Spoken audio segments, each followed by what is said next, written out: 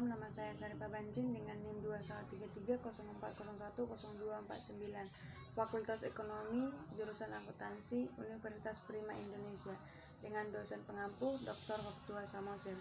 Di sini saya akan menjelaskan tentang topik 15, Sistem Akuntansi Aset Tetap. 1. Dokumen yang digunakan. Dokumen yang digunakan untuk merekam data transaksi yang mengubah harga pokok aset tetap dan akumulasi depresi aset tetap yang bersangkutan adalah 1. Surat permintaan otoritas investasi.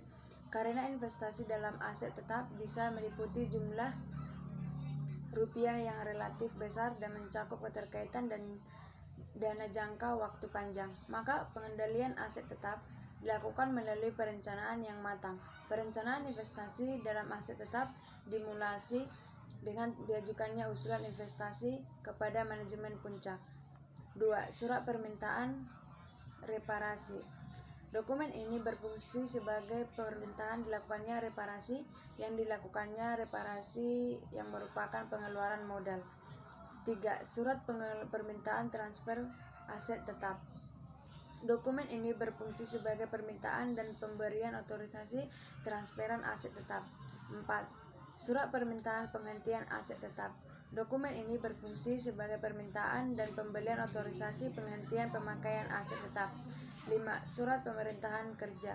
Berfungsi sebagai perintah dilaksanakannya pekerjaan tertentu mengenai aset tetap dan sebagai catatan yang dipakai untuk mengumpulkan biaya pembentukan aset tetap. 6. Surat order pembelian. Diterbitkannya oleh fungsi pembelian yang merupakan surat untuk memesan aset tetap kepada pemasok. 7. Laporan penerimaan barang. Diterbitkan oleh fungsi penerimaan setelah fungsi ini melakukan pemeriksaan kuantitas, mutuan spesifikasi aset tetap yang diterima pemasok. 8. Faktur dari pemasok. Dokumen ini merupakan tagihan dari pemasok untuk aset tetap yang dibeli. 9. Bukti kas keluar. Dokumen ini merupakan perintah pengeluaran kas yang dibuat oleh fungsi akuntansi setelah dokumen surat permintaan otoritas investasi, surat order pembelian, laporan penerimaan barang, dan faktur dari pemasok diterima dan diperiksa oleh fungsi tersebut. 10. Daftar depresiasi aset tetap. Berisi jumlah biaya depresiasi aset tetap yang dibebankan dalam periode akuntansi tertentu. 11. Bukti memorial. Digunakan sebagai dokumen sumber untuk pencatatan transaksi depresiasi aset tetap, harga pokok aset tetap yang telah selesai dibangun, pemberhentian pemakaian aset tetap, dan pengeluaran modal. 2. Catatan akuntansi. 1. Kartu aset tetap. Catatan akuntansi ini merupakan buku pembantu aset tetap yang digunakan untuk mencatat data yang bersangkutan dengan aset tetap tertentu. 2. Jurnal umum. Digunakan untuk mencatat transaksi harga pokok aset tetap yang telah selesai dibangun, biaya-biaya untuk pemasangan dan pembongkaran aset tetap, penghentian pemakaian aset tetap, dan depresiasi aset tetap. 3. Registrasi bukti kas keluar. Digunakan untuk mencatat transaksi pembelian aset tetap dan pengeluaran modal yang berupa pengeluaran kas. 3. Fungsi yang terkait. Fungsi yang terkait dalam transaksi yang mengubah harga pokok aset tetap dan akumulasi depresiasi aset tetap adalah 1. Fungsi pemakai. Fungsi pemakai bertanggung jawab mengajukan usulan investasi dalam aset tetap dan mengajukannya surat permintaan otorisasi investasi untuk merealisasikan perolehan aset tetap seperti yang tercantum dalam anggaran investasi yang telah disetujui oleh RUPS. 2. Fungsi riset dan pengembangan. Bertanggung jawab mengajukan usulan investasi aset tetap yang dimanfaatkan bersama oleh lebih dari satu fungsi. 3. Direktur yang bersangkutan. Berfungsi member persetujuan terhadap usulan investasi dan surat permintaan otorisasi reparasi yang diajukan oleh unit organisasi yang ada di bawah wewenangnya. 4. Direktur utama. Memberikan otorisasi terhadap semua mutasi aset tetap. 5. Fungsi pembelian. Pertanggungjawaban memilih pemasok dan penerbitan surat order pembelian untuk pengadaan aset tetap. 6. Fungsi penerimaan. Bertanggung jawab melakukan penerimaan pemeriksaan terhadap aset tetap yang diterima dari pemasok. 7. Fungsi aset tetap, bertanggung jawab atas pengolahan aset tetap perusahaan. 8. Fungsi akuntansi, bertanggung jawab dalam pembuatan dokumen sumber atau bukti kas keluar dan bukti memorial untuk pencatatan mutasi aset tetap dan penyelenggaraannya buku pembantu aset tetap. 4. Jaringan subsistem. Jaringan subsistem yang membentuk sistem akuntansi aset tetap adalah 1. Sistem pembelian aset tetap. Dirancang untuk melaksanakannya pencatatan harga pokok aset tetap diperoleh transaksi pembelian. 2. Sistem peroleh aset tetap melalui pembangunan sendiri. Dirancang untuk mencatat harga pokok aset tetap yang diperoleh dari pembangunan yang dilaksanakan sendiri oleh perusahaan. 3. Sistem pengeluaran modal. Dirancang untuk mencatat tambahan harga pokok aset tetap dengan adanya pengeluaran modal. 4. Sistem penghentian pemakaian aset tetap.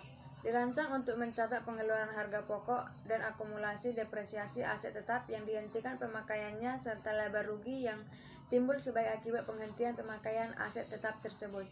5. Sistem transfer aset tetap. Dirancang untuk mencatat transfer aset tetap dari satu pusat pertanggungjawaban ke pusat pertanggungjawaban yang lalu. 6. Sistem revaluasi aset tetap. Dirancang untuk mencatat transaksi penilaian kembali aset tetap. Dokumen sumber yang dipakai sebagai dasar pencatatan adalah bukti memorial. 7. Sistem akuntansi depresiasi aset tetap. Dirancang untuk mencatat biaya depresiasi aset tetap. Dokumen sumber yang dipakai sebagai dasar pencatatan adalah bukti memorial. 5. Unsur pengendalian intern organisasi. Pemakaian aset tetap harus dilaksanakan oleh lebih dari unit organisasi yang bekerja secara independen untuk menciptakan pengecekan intern dalam setiap transaksi yang mengubah aset tetap. Unit organisasi dibentuk sedemikian rupa sehingga tidak ada satupun transaksi yang mengubah aset tetap yang dilaksanakan secara penuh hanya oleh satu unit organisasi saja. Sistem otorisasi. Anggaran investasi otorisasi oleh RUPS karena investasi dalam aset tetap meliputi jumlah rupiah yang besar dan menyebabkan keterkaitan dana dalam jangka waktu lama. Maka penggunaan anggaran investasi merupakan sarana yang baik sebagai alat pengendalian investasi dalam aset tetap. Surat permintaan otorisasi investasi diotorisasi oleh direktur yang bertanggung jawab yang bersangkutan. Setiap realisasi investasi yang tercantum dalam anggaran investasi harus mendapatkan persetujuan dari direktur yang bersangkutan. Surat permintaan otorisasi reparasi diotorisasi oleh rektur utama. Surat otorisasi reparasi berisi persetujuan dilaksanakannya pengeluaran modal harus mendapat otorisasi oleh direktur utama. Surat perintah kerja diotorisasi oleh kepada departemen yang bersangkutan. Pembongkaran aset tetap harus mendapat otorisasi oleh kepada departemen yang bersangkutan. Surat order pembelian diotorisasi oleh pejabat yang berwenang. Jika jumlah harga beli aset tetap tinggi, otorisasi surat order pembelian berada di tangan direktur utama. Laporan penerimaan barang diotorisasi oleh fungsi penerimaan. Laporan penerimaan barang yang berisi persetujuan penerimaan aset tetap yang diklaim oleh pemasok harus mendapat otorisasi oleh fungsi penerimaan. Bukti kas keluar diotorisasi oleh fungsi akuntansi. Bukti kas yang berisi persetujuan dilaksanakannya pengeluaran kas untuk pembayaran harga aset tetap yang dibeli harus mendapat otorisasi oleh direktur utama. Bukti memorial otorisasi oleh fungsi akuntansi. Bukti memorial yang berisi persetujuan dilaksanakannya updating terhadap kartu aset tetap dan jurnal umum harus diotorisasi oleh kepala fungsi akuntansi. Prosedur pencatatan. Setiap pemutakhiran data yang dicatat dalam kartu aktiva tetap harus dilaksanakan fungsi akuntansi dan harus didasarkan pada dokumen sumber yang diotorisasi oleh pejabat yang berwenang serta dilampiri dokumen pendukung yang sahih. Praktik yang sehat.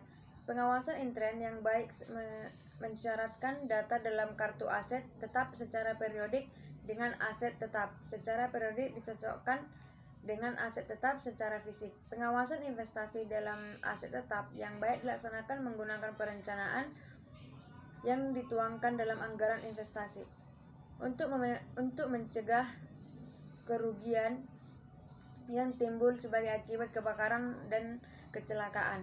Aktiva tetap harus diasuransikan dengan jumlah pertanggungjawaban yang memadai.